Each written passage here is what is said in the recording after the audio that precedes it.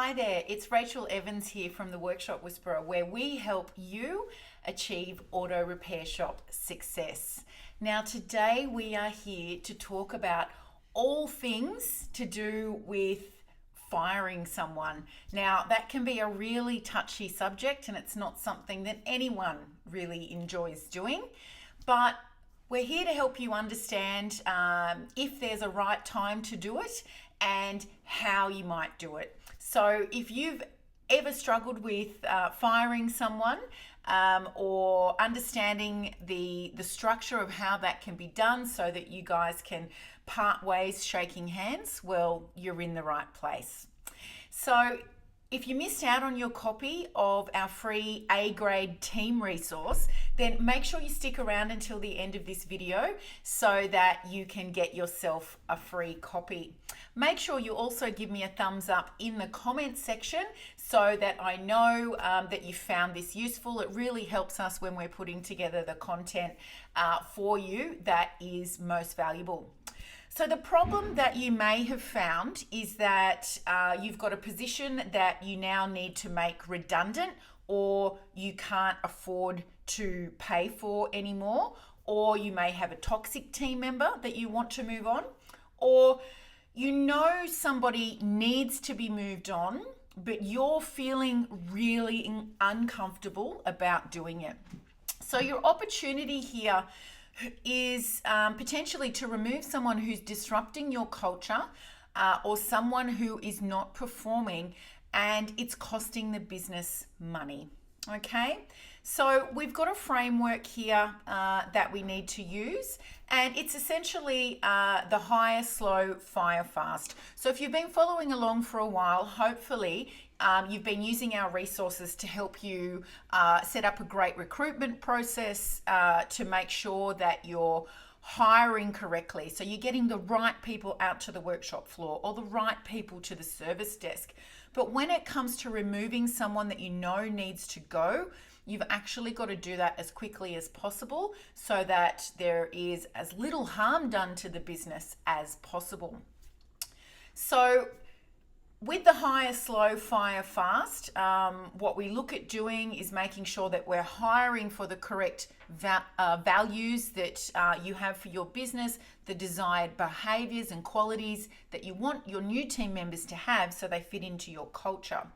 Now, we want to protect that culture at all costs, which is why it's important that we move someone on quickly when we know that they don't belong inside the business anymore. Why? Because on their way out, they may destroy or attempt to destroy the culture that you've worked so hard to build.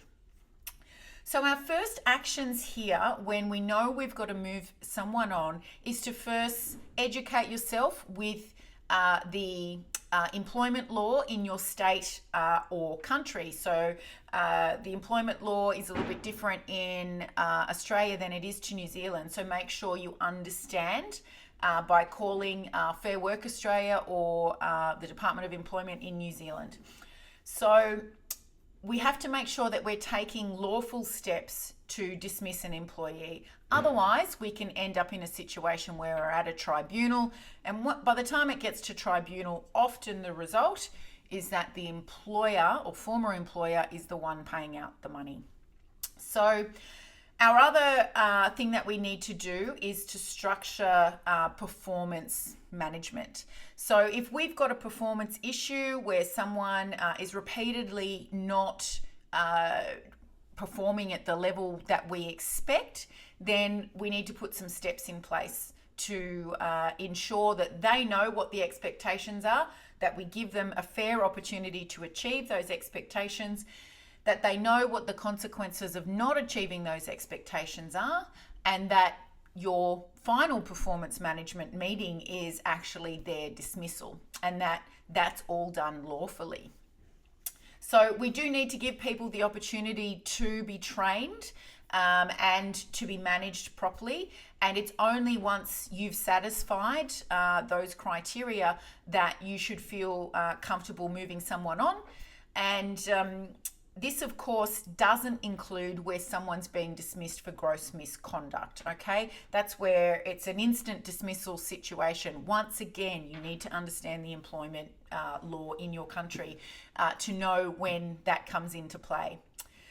So the results of having a good performance management structure in your business is that the toxic team member or the underperforming team member that you're trying to move on is more likely to actually come to the conclusion themselves that they don't belong in your workplace anymore and leave of their own accord. That's just from the performance management process itself. By removing them, you actually open up the space for the right team member to come along. Now, one thing I see and hear about all the time is that we're holding on to these underperformers or these toxic team members because it's really hard to replace them. Well, you've got to ask yourself, but by them being there, what are they actually costing the business? Are they undermining you as a leader or other leaders in the business? Are they looking to recruit other team members over to their way of thinking? And is that costing the business money? Can you actually afford for them to be there while you're looking for someone else? In a lot of cases, the answer is no. And what we're better off to do is to have a position vacant that the right person and the right energy can come along and step into. So it works because our toxic or underperforming team members are no longer there and they stop disrupting the rest of the team. So if you've got a disruptive and toxic team member and they're not there anymore, you often see that the rest of your team immediately lifts because they're not faced with the heaviness that toxic team member placed on them just by them being there. So when our team is happier, our productivity often increases, and that means that we're making more money and in a lot of cases saving time. So what are the lessons here around having performance management in place, a good solid structure, and following through with the consequences for the team members when they don't meet the criteria that you've set for them? Well, the first lesson is to JFDI. You've got to just do it, okay? You've got to put your big girl or your big boy pants on, and you've got to step into the space where you are the leader that will take on this challenge. You've got to do it. Stop delaying it.